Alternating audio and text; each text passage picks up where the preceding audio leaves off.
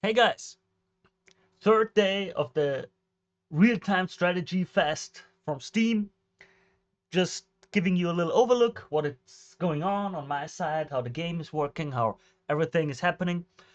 There's little to talk about the game dynamics because I'm not coding a lot right now. I got a lot of work with my company, with my business in general, and if I have time for the game right now, I kinda consider and focus more on the marketing, design, aesthetic aspect.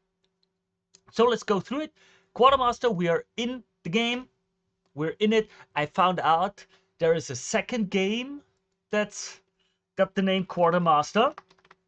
It's like a little spy game or something like that. So I changed our name, the name of my game, from Quartermaster to Quartermaster the Forgotten Front. I made a few little mistakes that I want to share with you guys, just so you know what's going on. As some of you know, if you followed me, I also made another video last time about a few mistakes that I made. But this is the new update. I added more images to the page, like I created these little GIFs to show what it could be like, what is going to change, how, for example, here, how the hospital is being updated and upgraded. And yes, I know I have to change the Red Cross. I found out about that already. Same with the mechanic shops and the other spaces and places that will exist in the game. Also added a bit of, what's going to happen. Like, hey, you need the officers with their own demands so that you know what is going to happen. So I added that a little bit into the page. So viewing the screenshots are not yet made better because I didn't have the time to like implement the whole UX UI design stuff. But I changed the capsule art already. As some of you may know, and those who don't know, I am more of a coder and more of a system guy and mechanics guy than I'm an artist. So for me, I tend to work with AI stuff at the beginning for conceptualization, for the concept art and so on, and then I adapt this art to become something else. So you can see, for example, this was the very first version of the capsule art. As you can see, clearly AI with a lot of fragments and a lot of trouble. Then the second version, on the second day I had time, I cleaned it up a little bit. Nothing special, just a little bit different font, different like making this stuff go away, cleaning up these lines, cleaning up the lamp, like you see, so that it looks better. And then I thought, okay, I need to clean it up properly, and I had it done by some artist to like get a better version. And this is the version that I'm using right now, and it will be going on and on. We will incrementally upgrade the art and all of these things over the time. So now the capsule art looks like this. Just so you guys know how I tend to work on it. For example, right now I don't like how these stars are working. The signs on the soldier and the officer are completely wrong. We have to change it to World War One aesthetics. The stars are the wrong. It's just wrong. For any history nerd, it's wrong. I know it will be overdone, but it's cool enough for me right now. And I just thought, because I was always curious about it, I wanted to share with you guys what it's like to create a game and to have the background information. So I want to share some stuff with you guys. For example, the wish list that I got. How are the numbers? How does it all develop and so on? I have the luck that I found out now afterwards that it's common for Steam to not get the correct data during festivals or fests. That it's like, okay, they don't have the time to update everything. So I'm sitting here with my graph not showing the last 2 days or 3 days, and now I'm here and I changed the graphics every day and I have no clue if it works out or not. Is it worse? Is it better? Was the AI version that's a bit more grimy better, or is the cleaned up version better? And I'm sitting here and just wondering, okay, what are my numbers? And I don't know it. And it's interesting to be nervous about it. But such is life. You know, such is life. We'll find out soon enough, I hope. Still, thanks to all of your support, I got 120 wish lists on like my first day, first 1 or 2 days, I think, which is great, more than more than I expected. I don't know what that was. I won't cut it out. I don't have the time.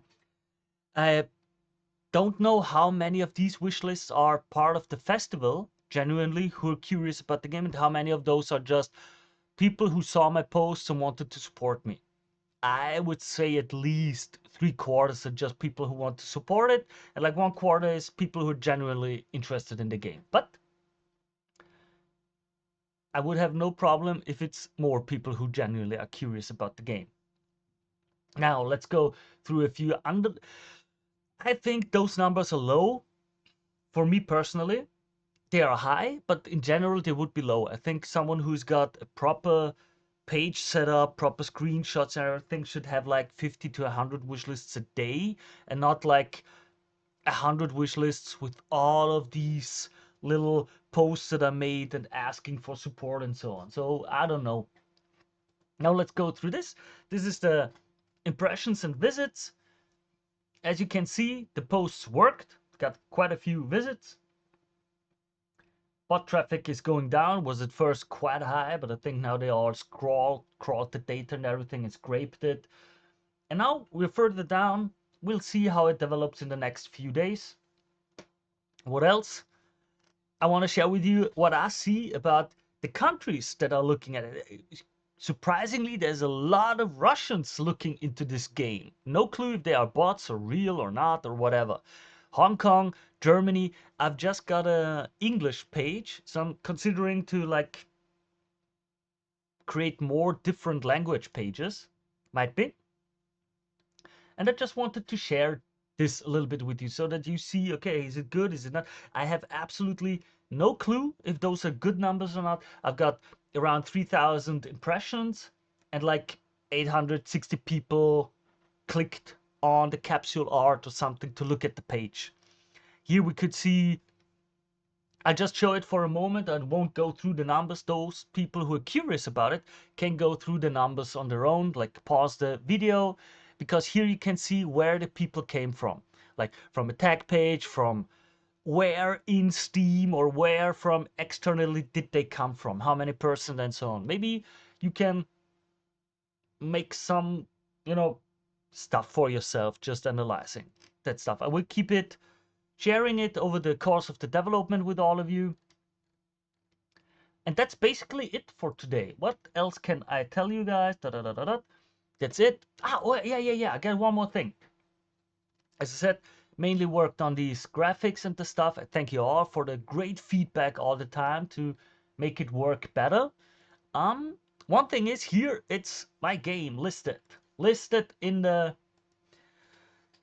queue of the upcoming games on the Steam Real-Time Fest. I am somewhere in the lower middle part. I'd say from the top, I'm like place 150, and from the bottom, I'm like place number 60, 70, something around that. Which I think, considering how bad my screenshot was, how bad my... Because if you see, look at the others, everyone else has already got a trailer and everything. And I'm just, if you click on it, and nothing. Like, there's nothing to show, no trailer, no nothing. If you clicked on it, the screenshots are like awful. Until like a few hours ago, the capsule art was an AI art. So I'm pretty happy with the quality I've got and the placing I've got. That's just it. I'll keep you all informed, as I said. Looking forward to keep sharing the data and the development and everything with you. And thank you all for being supportive, for being curious about the game. Of course, down below is a link. Wishlist the game if you want it, if you're curious about it. It costs you nothing. It brings me a lot of support because the Steam algorithm helps. The more people wishlist it, the more people will be shown the game. So if you want to support it, that's a great way to do it. If not, no problem. Wouldn't want to push you to it. Wish you all the best. Thanks, guys. Bye.